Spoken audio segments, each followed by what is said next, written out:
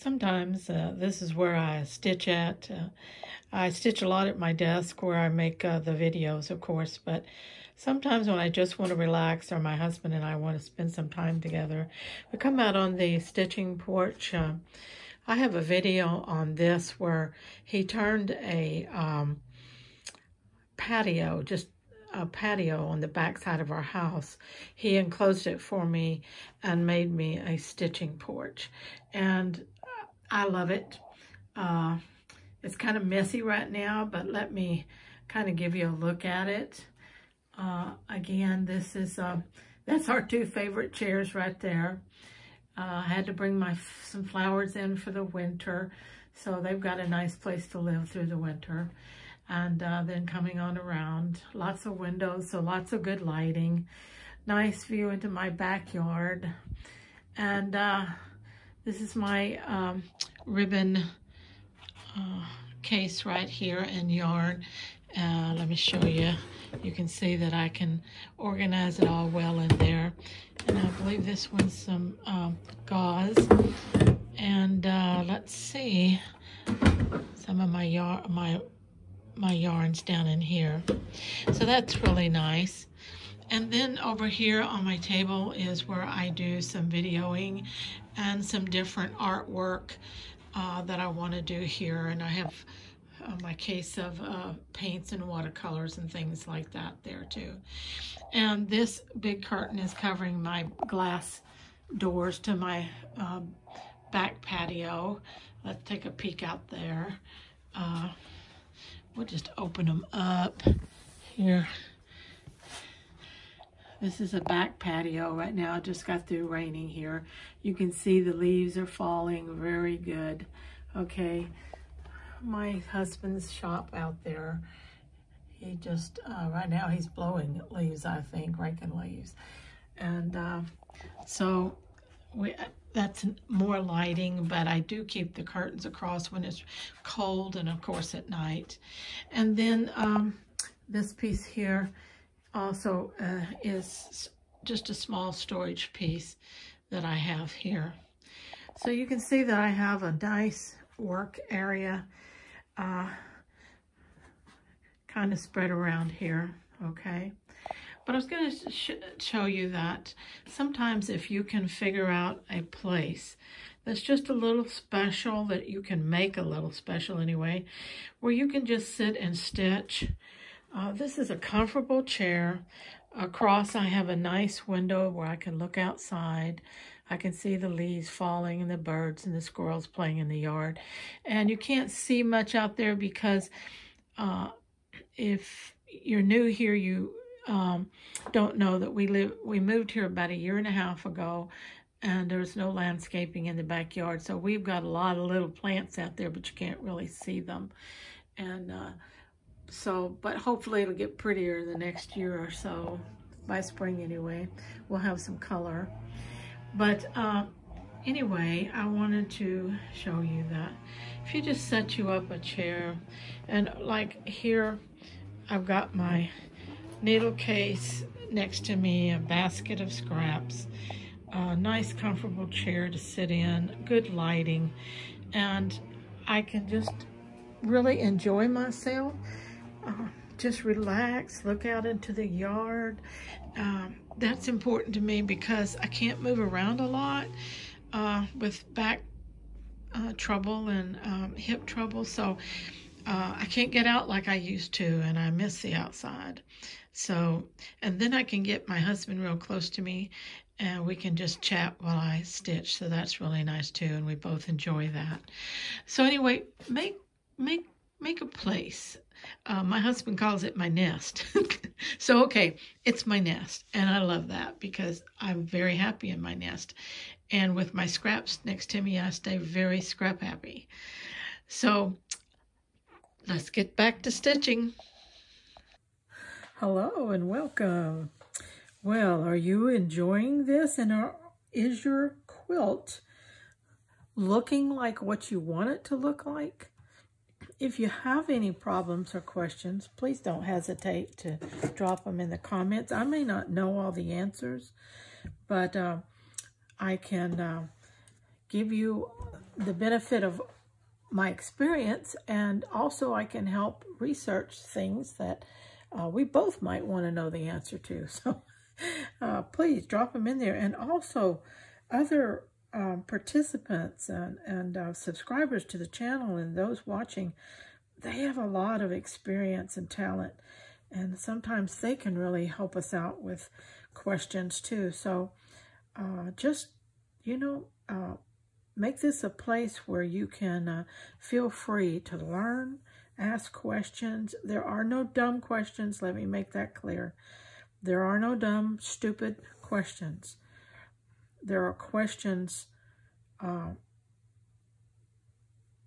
because we are beginners. There are questions because we're inexperienced. There are questions because we are perhaps different cultures around the world and we don't understand terminology or something like that. There are just questions because we might be working with different types of fabrics and things like that. It's just we're not familiar with the same brands. There's so many reasons why we might have questions. So let's make this a very friendly, free place to have an interchange of knowledge and experience. As you can see, I'm starting to stitch the sashing row that we built together not too long ago. I have this one and then another side to do, so a lot of stitching here, and so I like to do that. Sometimes just stop and stitch and talk to you guys.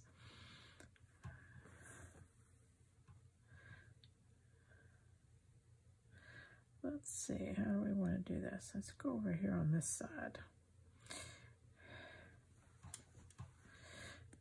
I try to plan my path when I'm stitching sometimes, like, so I don't waste thread and end up in the wrong places.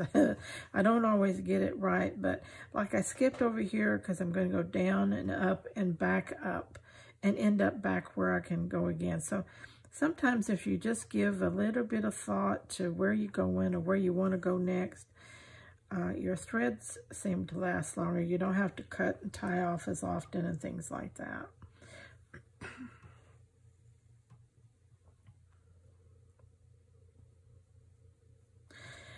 Are you building your scrap stash? 2025 is going to be the year of the scraps. We're going to be quilting scrappy. Happy scrappy quilting.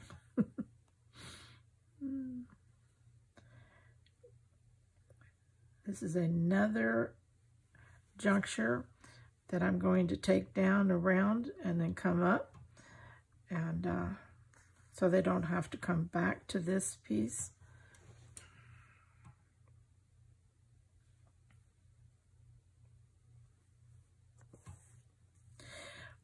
The 3 quilts I'm doing this year with you guys are all scrappy quilts. They're going to use scraps, and you're going to find that is all I do, really.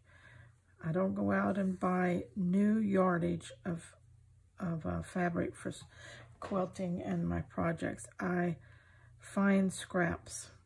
I will buy a garment, a scarf, or something like that to cut up, but it's a thrifted secondhand type thing. And so start your scrap hoarding. My husband swears I hoard scraps because I'll have a little container here and another container over there and one in the closet, one next to me. And but you know what? You can see how many scraps I use. Just look at this quilt. If you don't have a stash of, it's hard to work a quilt like this.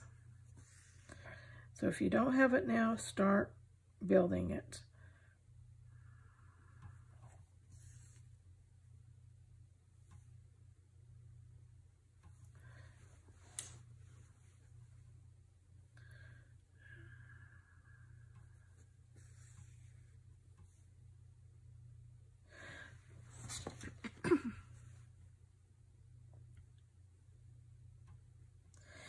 just made a grocery list out for my husband.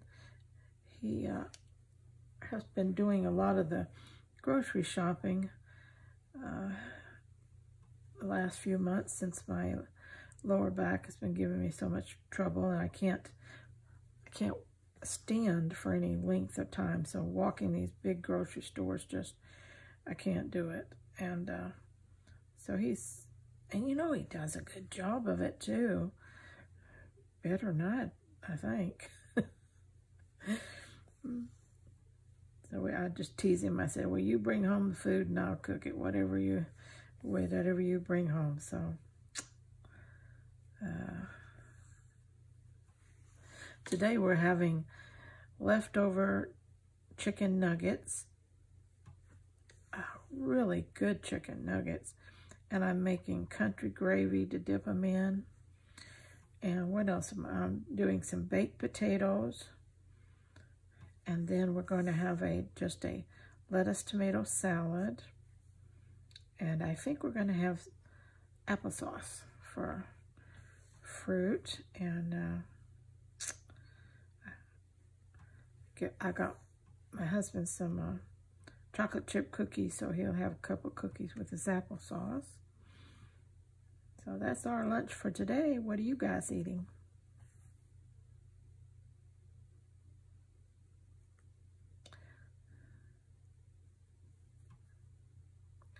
Okay, let's take you out of there and quit going around you. All right.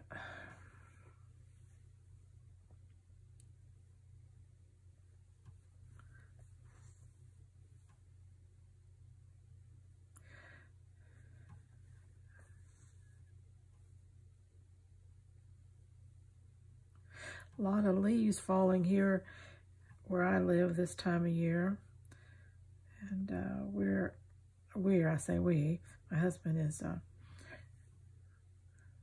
getting the one. We have a pin oak in our backyard, and a good sized one, and it drops a lot of small pin oak leaves. But they are great compost, so he's been getting them up this morning and putting them in the compost pile. And that's what we will compost our plants with every year. We put fresh compost in about this time each year, and then again around March and April before summer sets in. So we work out of a big pile that we keep adding to, and then we keep it turned over and tended to, and it composts down really good. And then when we need good compost, we you know, rake it out from underneath, and we've got great stuff to go in the flower beds. And so far the plants are loving it, so we know we're doing something good for them. And it saves on buying fertilizers. You just use your compost. And for my containers, I compost kitchen waste, any raw vegetation that I have, not cooked foods, but you know, onion peels, potato peels, anything that's raw vegetation. I compost it in a little container, and then I put that in my potted plants when it's ready.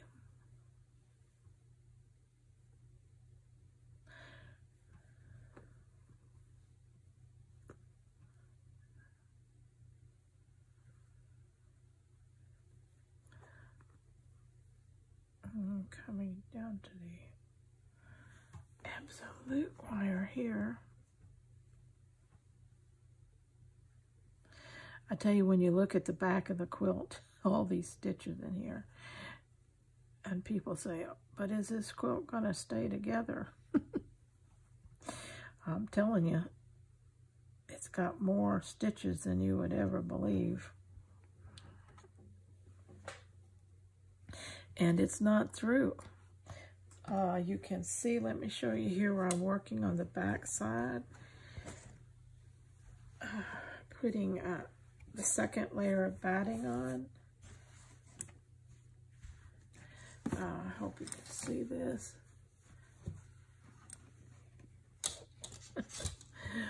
I've got it folded up here because this piece is longer, and I didn't want to end it right here, and so I wanted it to go over because I wanted to go over and strengthen all these where I put them together at. So I'm waiting till I get the next section and stretch it out and do that. But this one here is completed, and I'm working down the quilt. Got it down sewn to this point, and now I've got this section pinned in, and I will be sewing that one in, okay, and then waiting till I finish this one to overlap another one. Then I will come back and start layering down the side of each of these until I cover the entire back side when I'm done with this second layer of batting, which is also sewn to the batting itself, the first layer. And then when I get through, of course, I will have a piece of fabric that goes over the whole backing, and it will be tied, and then I will bind the edges of the quilt. So everything is firmly attached, all right? So I don't want anybody worrying about this quilt, that it's gonna come apart. It's just because it's hand sewn and it's done with scraps doesn't make it less sturdy, you know? Now, if you don't put enough fabric and you don't reinforce weak areas and you don't add enough stitching, yeah, you're going to have a problem. But we're not doing that. We're making sure this is quilted well as we go. Look at the stitches in that section right there. Lots of stitches, okay? All right, here we go. We've gotten that little section, that little section, that little. Okay, let's see what we need here.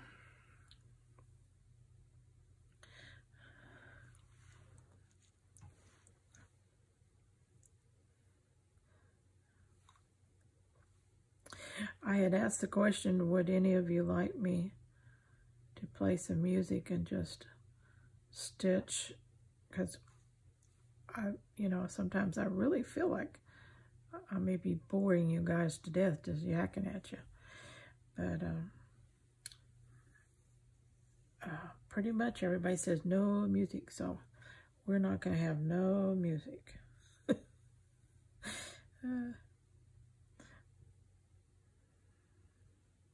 I kind of get where you're coming from. A lot of times when I run across videos with music, I turn the sound off anyway. So, All right, let's see where I want to begin here. I think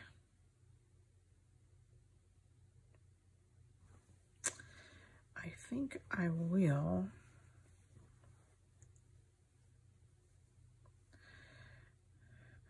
let's see, they do this, up, down, and back up. I will be back here. So I think that's what I will do here.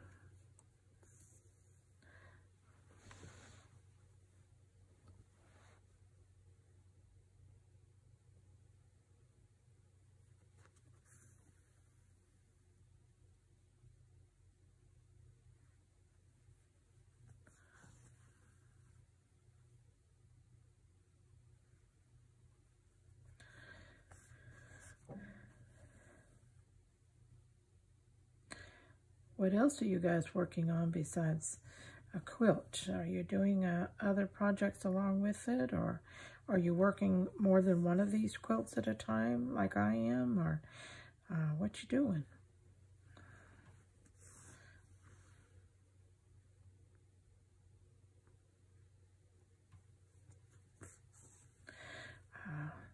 Normally I have a ton of different things going, but with starting these 3 quilts for this year and making sure that I can complete them for you this year, I'm going to be focusing mostly on those. I will be doing a few things in between. As I've told you before, in January, I have agreed to collaborate with Marcia at Markets of Sunshine, and we're going to be doing a series of videos that focus on how women over 50, that's older women, can continue to put the best we've got into our lives so that our later years, we don't regret them, but we live them to the full. But you know, to do that with all the health problems and other things that we have to work at it. We have to have a plan. And so she and I are going to be talking about that all through January. And those videos, I am going to be doing a project of paint by number. It's a gorgeous, gorgeous picture. If I do it right, we'll see. It's a company that reached out to me and wanted to know if I would try one of their products, and you know, in exchange for giving an honest review and showing how I use that product. And so, because it was something that I thought I would enjoy, and I also thought that it would fit the theme of January's topic, finding ways to be creative as we get older, and, you know, getting the best out of our lives. Not gearing down, but gearing up. And I thought, yes, that's a project that us older ladies can get into, we can enjoy, we can exercise our creativity. And so I'm going to do that. So look for those videos in January. I'll be doing a couple a week through the month. And so they'll be in between my quilting videos.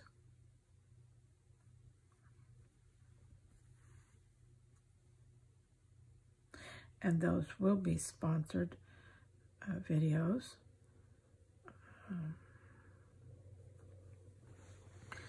The product, I'm getting the product free to try. So I have to let you know that legally. So I'm letting you know. It'll also be in the description of those videos, so don't worry about that.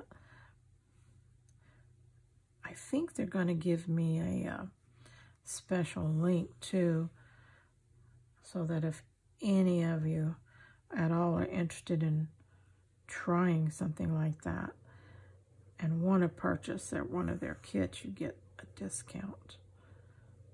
And they pay me a commission, but by no means feel obligated, because I'm not here to sell you things. But if it does interest you and you do want one, a discount would be nice. So it'll be there if you want it.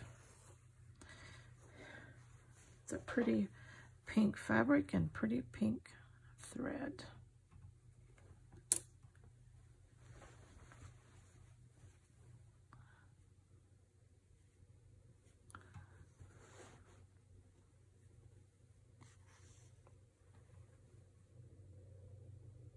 Those won't be long videos either. my long videos are my quilting videos, and so those won't be real long, I don't think. I'll have to wait and see. Painting though, they might be if I want to show any progress. I'm real excited about it. I remember doing paint by number as I was a kid, of course, but I think I did them in my 20s, early 20s too, and really enjoyed the process. That was before I had the confidence to strike out and just do my own painting, which I do now. But still, I think I'd still enjoy that. So I'm going to find out because I'm going to do it.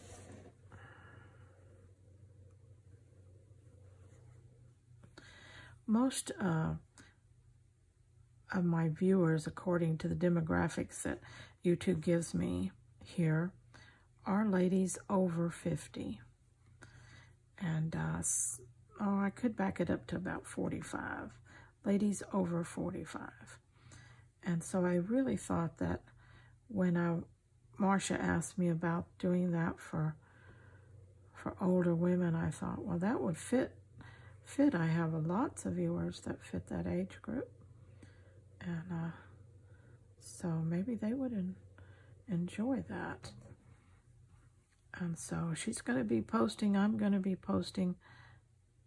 And so you're bound to get some great ideas.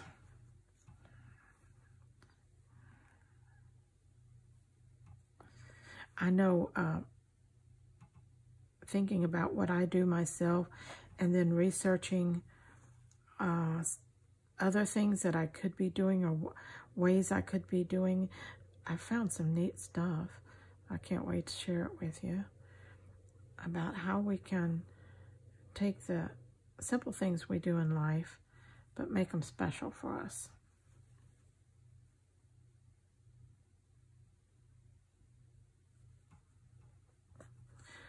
Or activities we can do that we never thought we could do or never thought about doing. Important thing is that we don't get stagnant. We don't use our age as an excuse to quit living. Look at me. Starting a YouTube channel in your 70s, like you know what you're doing. And it's been an adventure, and I know that I don't look professional, but you know what? It's not about all that for me. It's about being genuine and just sharing what I love with all of you, and hoping, is that a word, hoping? But hoping that I can inspire you along the way to enjoy your life more, pick up a needle and thread, find some scraps, and make the world beautiful. Okay, we're going to have to haul out some more thread here out of my trusty little basket. Let's see, how about some purple? Purple. As my little granddaughter used to say, I like purple.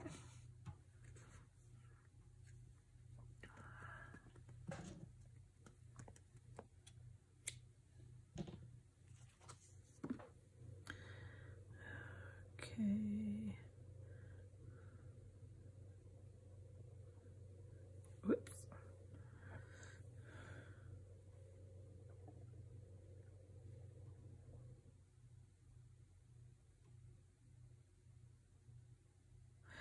I know why God gave us fingernails. It's for separating thread. There we go.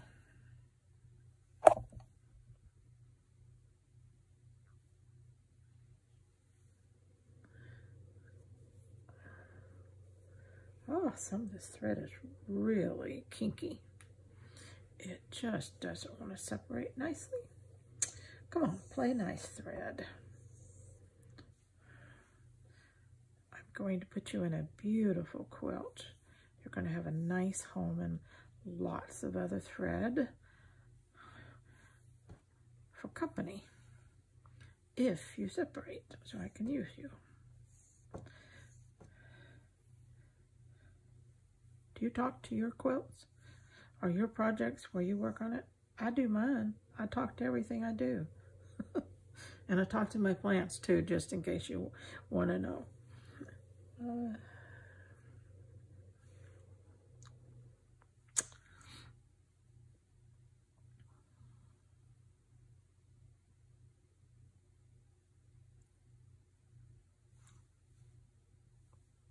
I don't have imaginary friends, but I have a lot of inanimate friends.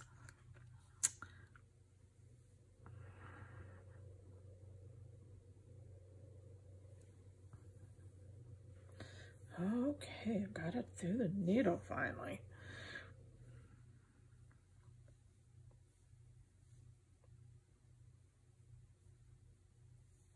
What's your favorite flower?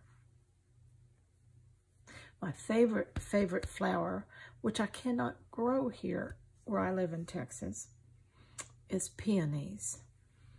Oh, I love big fluffy peonies.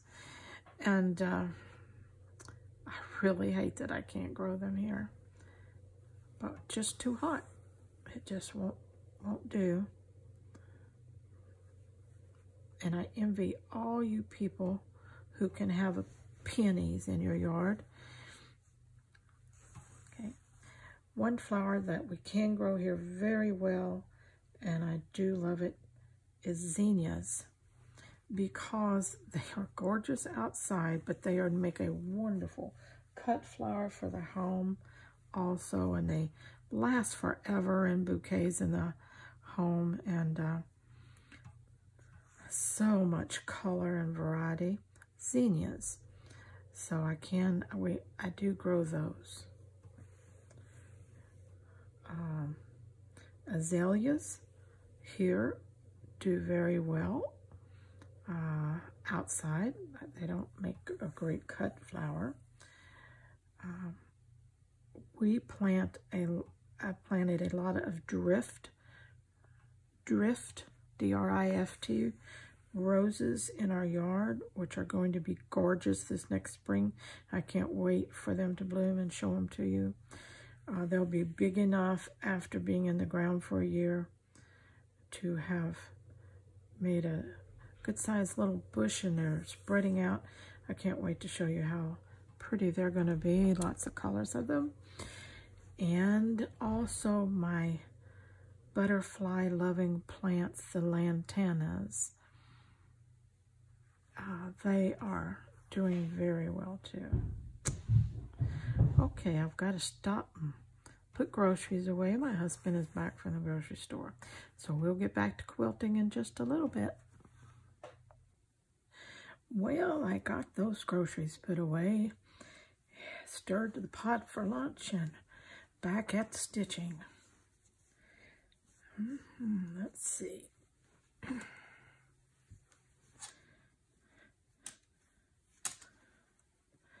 All right. Whoops. Lost my needle in the process. There it is. Okay, let's start at the bottom this time. Are you having fun using all those crummy little pieces that are so small that you thought there was nothing they would be good for? And look, they're what is stripping and beautifying this quilt, giving it so much color and diversity. It's just these little bitty strips of nothingness, frayed on the edges. Just so happy to have rescued them.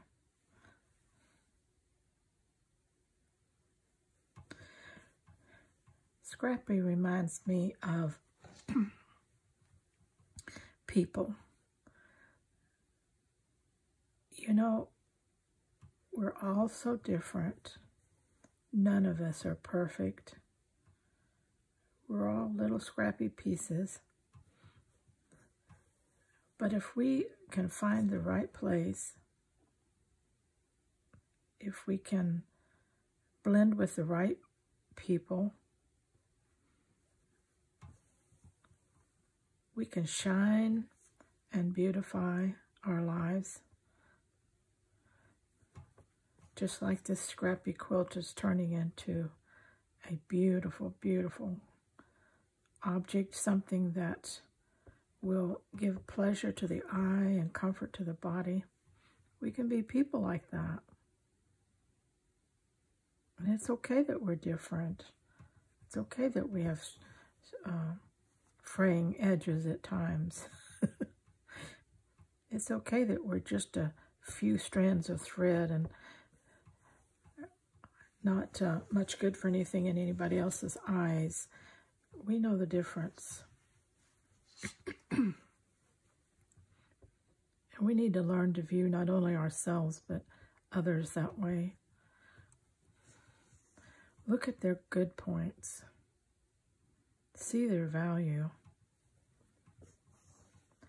I know I often do that when I'm contemplating people.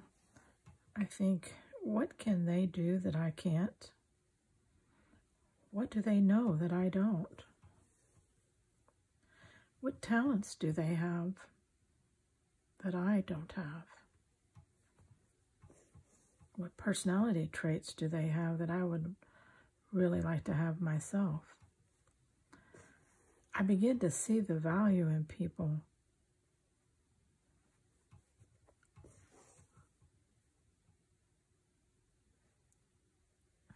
And when we're realistic at the same time, when we realize there are no perfect people, including us, we make allowances for a lot of things, in the sense that people make mistakes. People are young and inexperienced. Make room for forgiveness and understanding.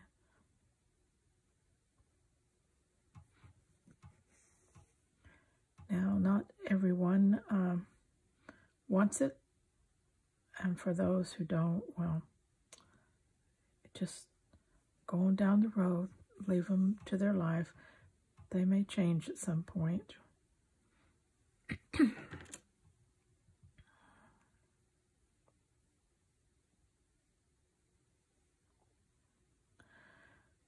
Potential, I guess, is another thing that I like to think about, people having potential to change, potential to learn.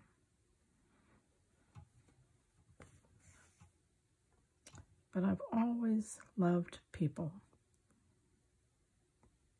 They're just wonderful.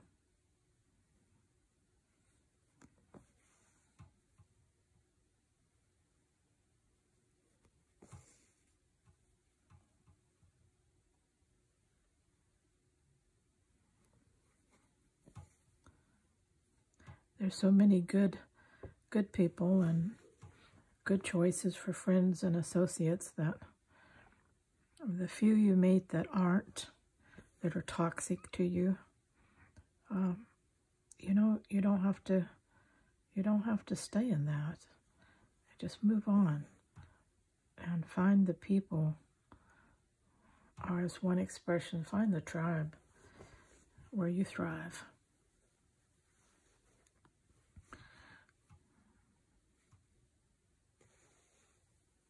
I think that's one thing that draws people to YouTube, is that it's such a diversified community. We get to learn so much about people around the world, how they live, their values.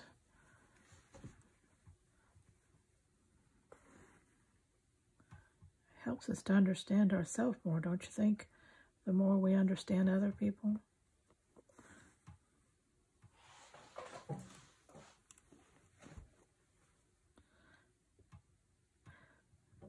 I know one thing I learned years ago was that there's more than one way to do everything. And there's more than one right way to do everything. So never get in a rut to think that your way is the only way.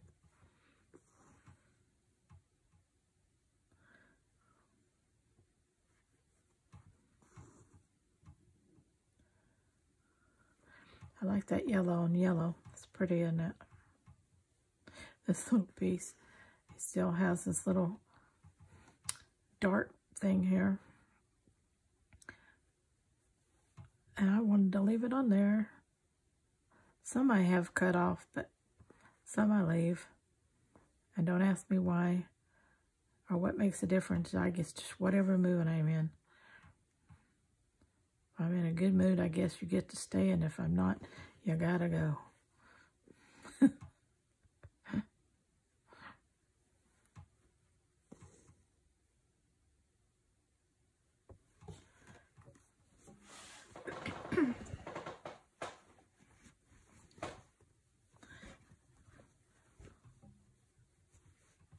I'm fighting this rolled up piece of batting back here.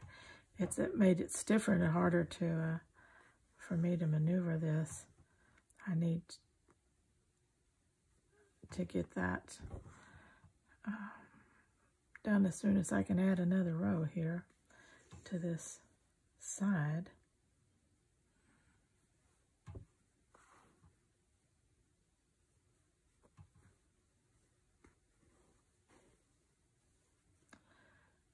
Okay, turn, work this way.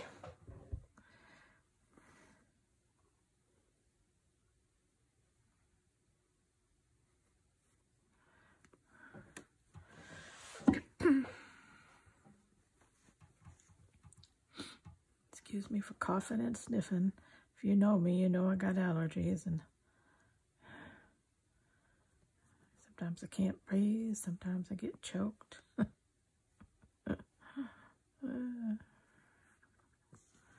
Again, one of my mother's favorite sayings, life is grand if you just don't weaken.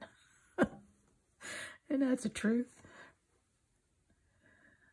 Be a fighter. Don't weaken. And find the grandness in life. She was such a wonderful mother and such a good influence on me.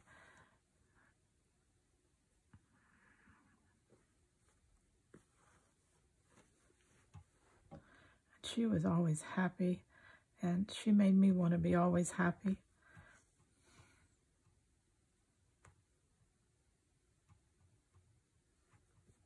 And it didn't take much to make her happy.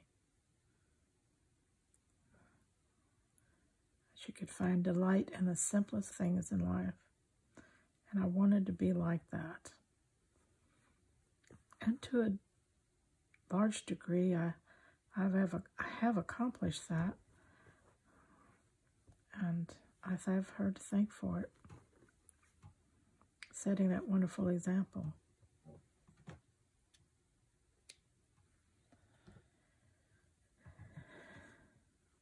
She was my best friend.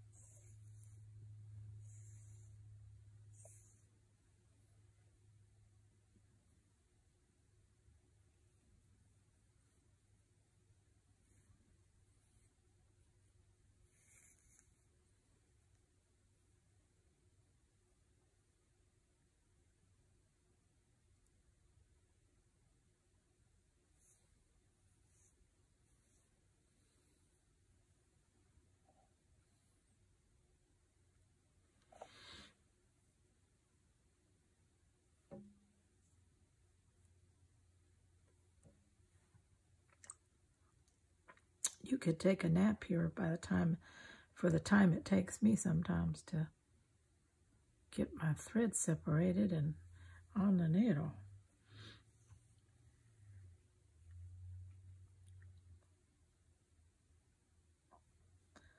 Boy, if I had an assistant that would just sit here and thread needles for me, wouldn't that be good?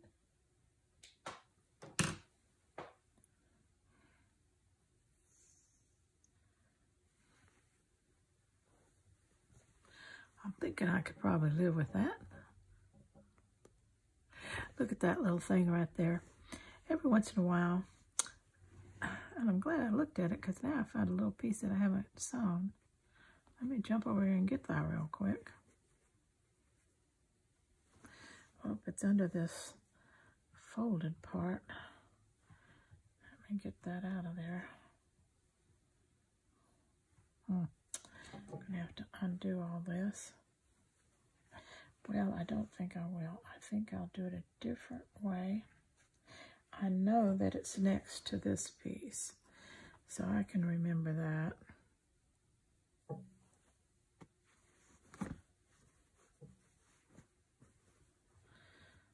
Okay, and I remember I wanted to come back and tack this down too. So this whole thing here, I need to finish this and this. I didn't finish it, huh?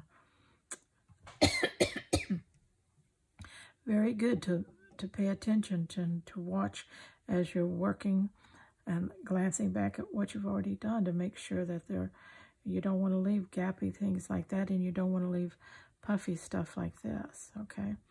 So, but anyway, this little thing right here, every once in a while I throw different stuff in on my quilt it's just there.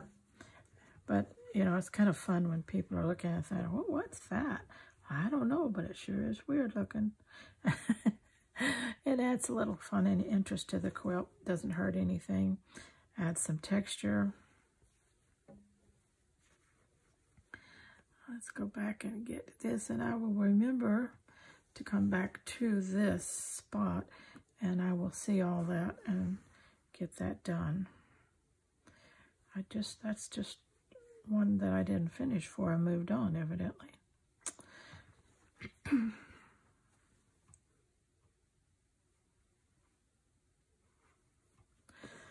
That's another reason why at my age, my memory and ability to keep focus isn't as good as it used to be. And it's one reason I like to complete something and not leave it in the middle, because sometimes I don't remember to come back, so I'm always having to double check my work. Look, I got little, aren't they cute, little nubbies there. And oh, come back here.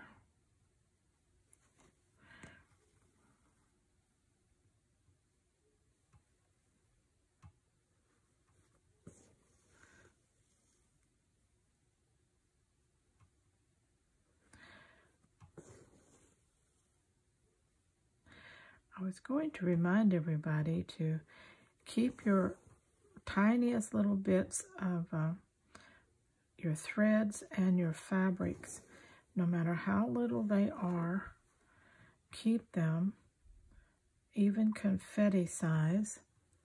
And by that, let me see, where's my confetti jar? I moved it a while ago. Hold on just 1 minute.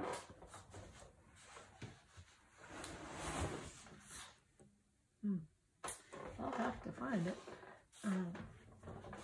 I was moving it to dust and clean, and now I don't know where I put it. But little bitty, even smaller than this stuff, tiny little pieces. Keep it, because we are going to make some fabric pieces where we are going to use on our circles and swirls quilts and on our landscape quilt.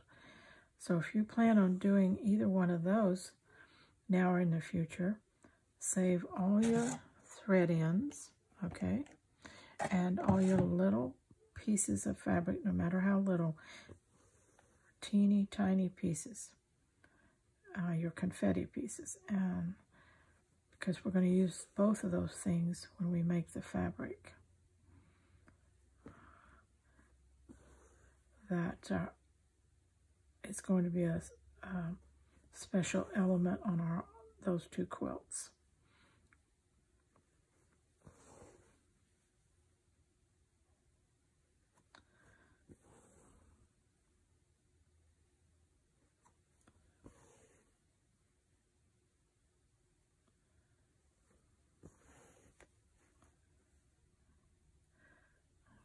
Okay, I'm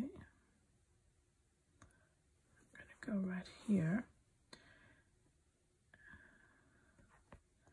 This piece is pretty wide. I'm just going to put a couple stitches down the center.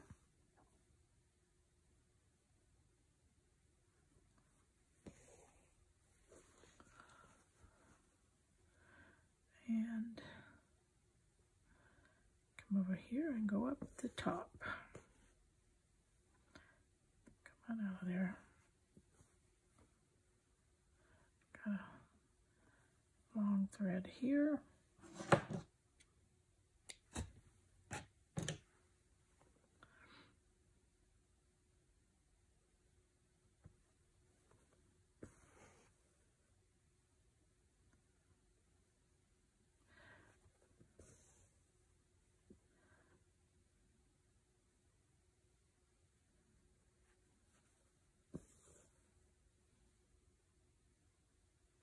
If you plan on doing all 3 quilts, or 2 of these quilts in this series, I highly recommend you do them at the same time like I'm doing them, because changing back and forth,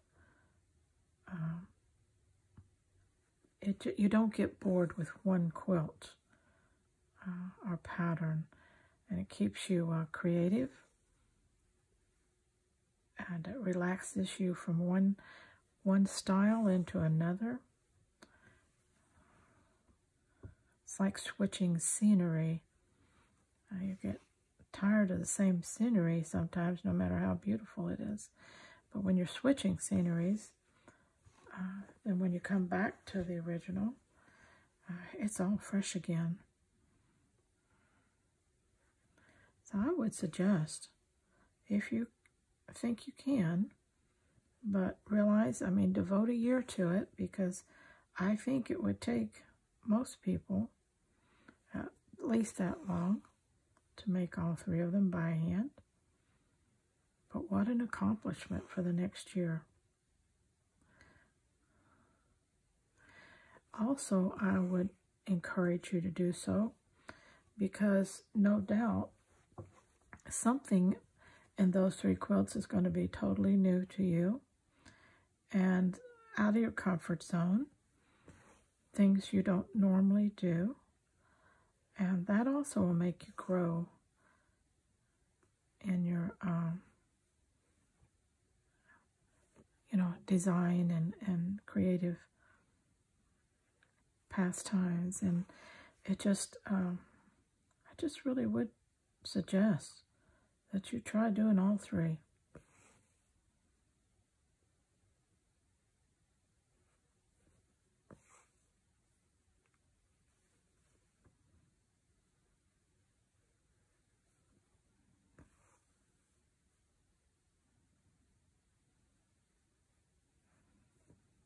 One time I picked up a multiple project years ago that I was following a teacher, and she set up 3 different projects, and I thought, okay, I'm going to try this. And so there's one that I didn't like at all. And but I thought, I'm going to do it, because it's going to teach me something. And do you know that one ended up being my favorite? Who knew? Yeah.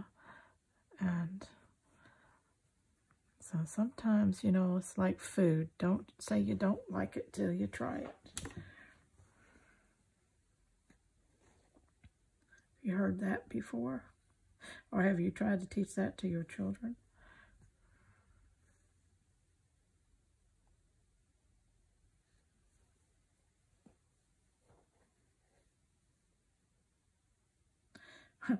I know my grandchildren, when they come, I tell them, you're not allowed to say, I don't like, when you sit down at my table. You can say, I wouldn't care for that, thank you. Or, I'm not sure I would like that. But don't say you don't like, because you don't know for sure. You've never ate that at my table, so you don't know if you like the way I cook it or not. Just because you don't like it somewhere else doesn't mean you might not like it here. So always say, I wouldn't care for that, thank you. That's a polite way of saying, I don't want any. But it's not that I don't like that. Well, how do you know you don't like it? You've never eaten it. Not here anyway. So, you know what? They picked that up really quick, and they used it, and they were very polite. And just always a pleasure to have.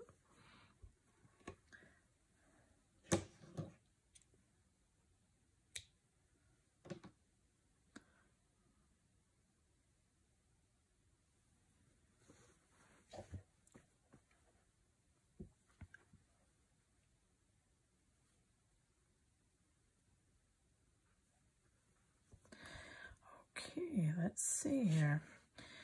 We've got quite a bit of that done. That's looking good, looking good. Like that. All right, I'm gonna flip this over, and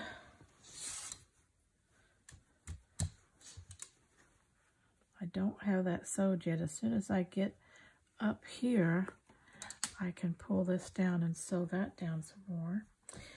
But I like to go back and forth and do a little of this on the back side as I'm going along now, so that I'll have most of it done by the time I'm finished with the top. So that will work out really well.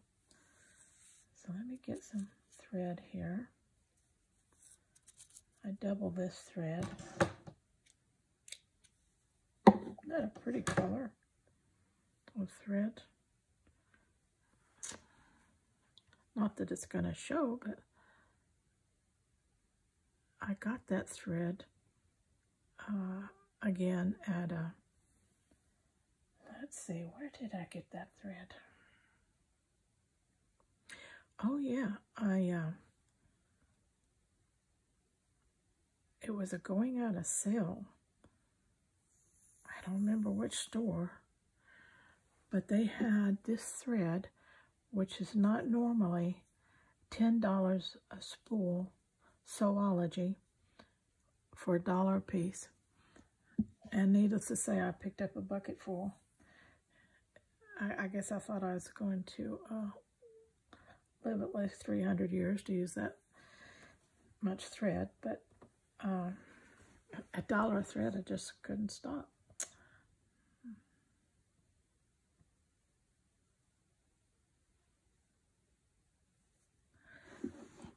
Ouch. Get over here where you can see what I'm doing. This is not a decorative stitch, not a pretty stitch, utilitarian. This is a basting type thing that I'm doing, only it's going to stay in permanently. It's not going to be taken out. Got my hand under the quilt because I am keeping it from going through to the front side.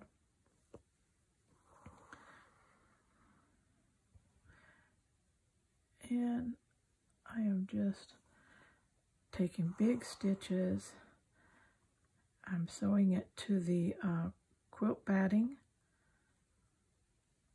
on the front piece, but I can tell with my finger on the back side and not let it go through to the front.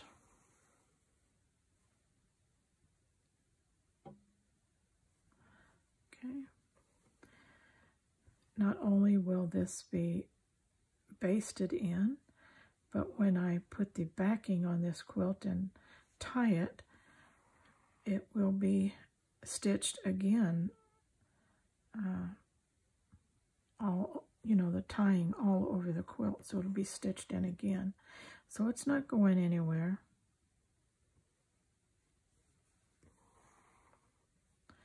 But it is giving me that extra layer, makes this quilt more substantial, warmer, a little heavier, but more squeezable and huggable because it's more substantial. This is a thin batting, not high loft or anything like that. Low loft, I guess you'd say. Cotton batting.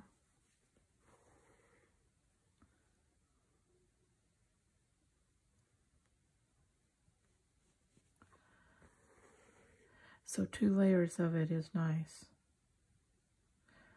Plus I like the idea that there is a cover to all the stitching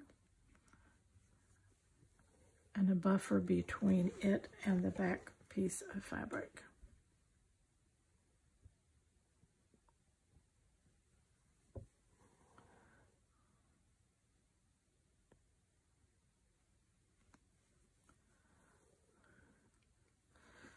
Right. Let's go down and up, and now I'm going to turn my quilt.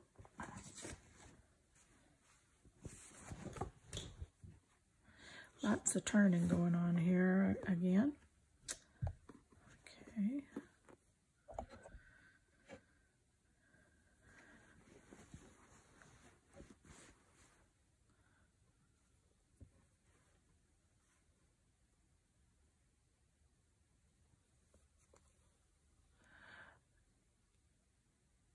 This thread really slides so nicely through all this batting.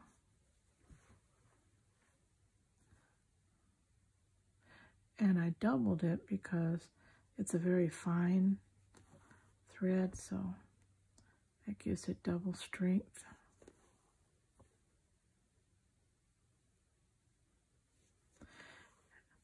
And I'm not trying to be exact on all my stitches. It's just take a stitch, you know. Just baste it in there.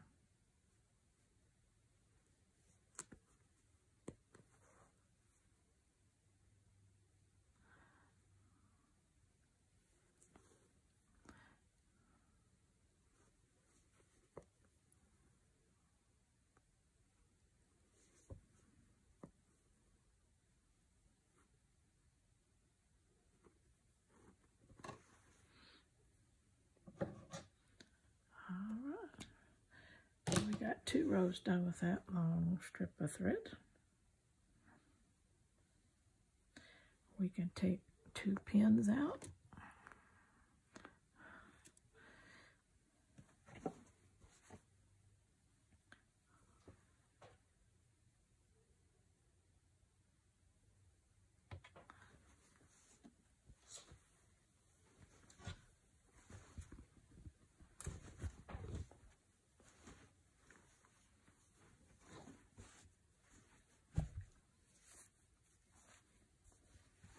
Make sure when you're laying your batting on that you get your quilt nice and flat and straight, and then pin your batting on.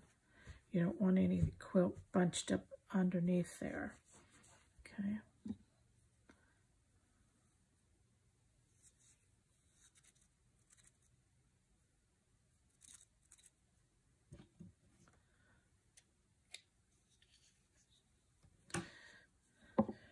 have several pieces of batting like this that was just odd pieces.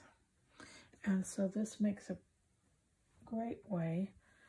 I saved some of those bigger ones and didn't cut them up for the pieces so that I could use them back here. And they would, you know, cover area well.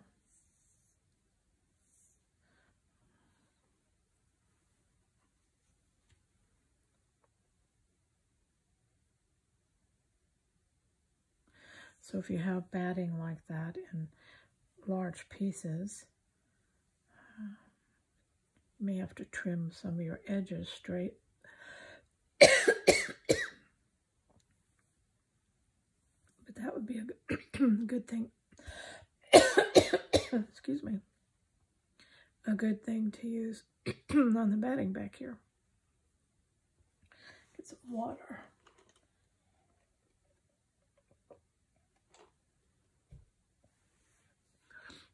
Okay.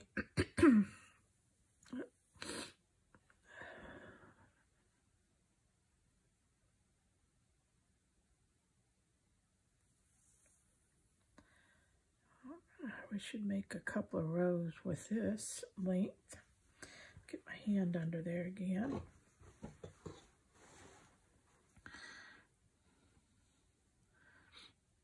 Come up over here.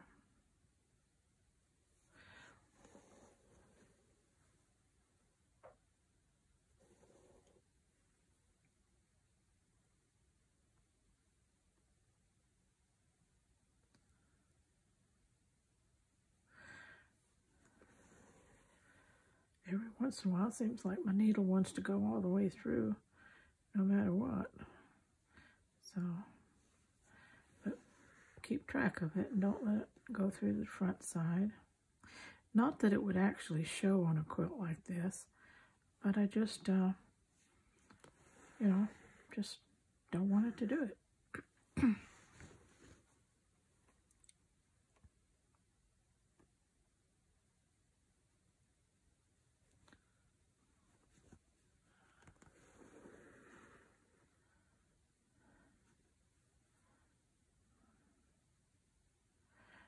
Every once in a while I hit an area where I have reinforced seams and things, which makes a little thicker area. And you can feel that.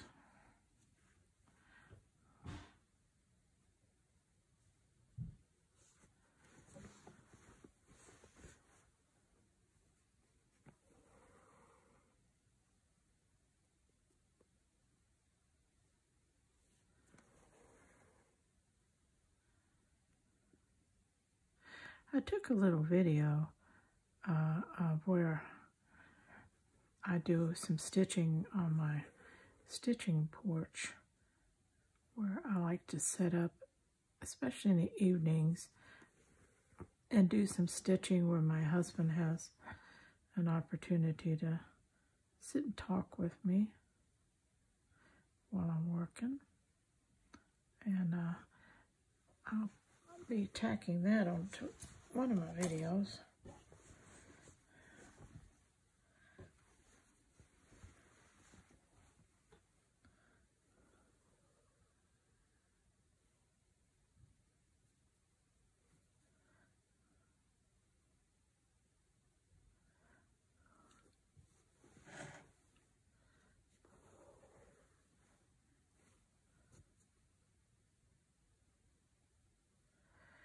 And how far do I know, how do I determine how wide to make my spaces? It's no science, it's just whatever I feel comfortable with this project. And I feel comfortable with the distance I'm working here, that this is going to be tacked well enough to keep this in place. And so you don't have to have a formula or rule. Just do what seems to be good for the project you're working on.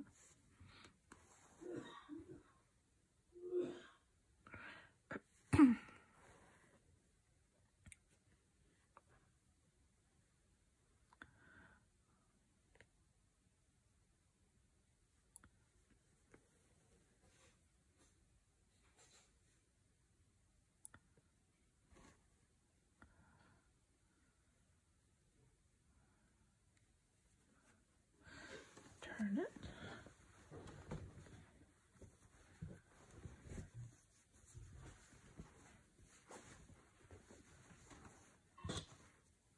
I tell you what, if the quilt isn't put together well enough, it's not going to hold up under all this twisting and turning, is it?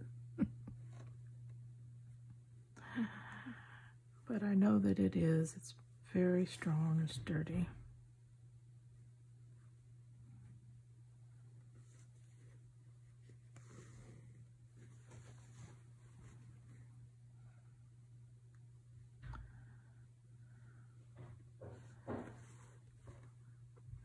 We'll probably just get to the end of this row.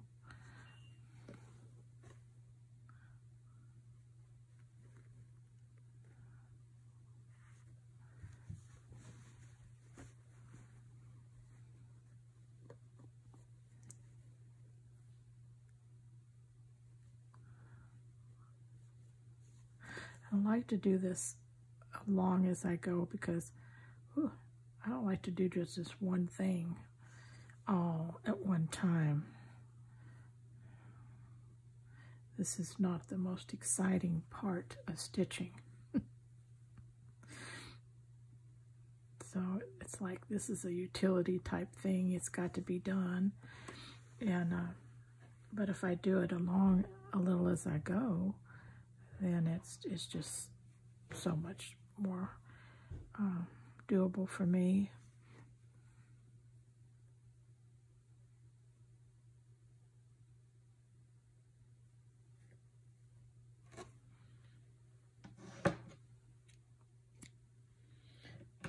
I would say get your quilt about half, top about half made, about half the size you want it to be, and then start with your batting if you're going to add an extra layer like I am doing.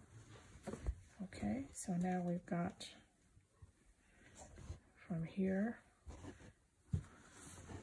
got quite a bit going on here. Okay, so that's looking good.